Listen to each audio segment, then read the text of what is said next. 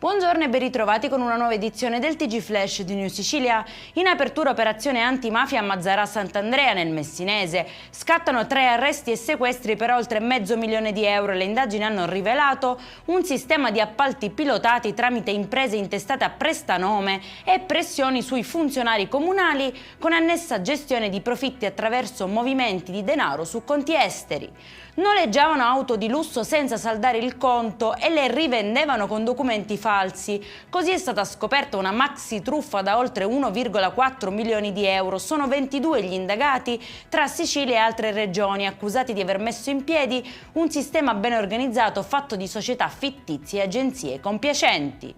Francesco Tomasi, meccanico navale di Catania, è stato riconosciuto vittima del dovere dal Tribunale del Lavoro di Siracusa. Per anni ha prestato servizio nella Marina Militare senza adeguate protezioni ed è deceduto a soli 52 anni per un tumore causato dall'amianto. Dopo una lunga battaglia legale, il Ministero della Difesa è stato condannato a risarcire la famiglia con €700.000, una sentenza che restituisce giustizia dopo anni di silenzio.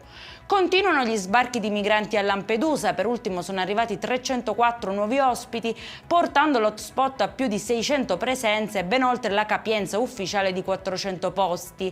A complicare la situazione il mare agitato che ha bloccato i traghetti, impedendo i trasferimenti verso la terraferma.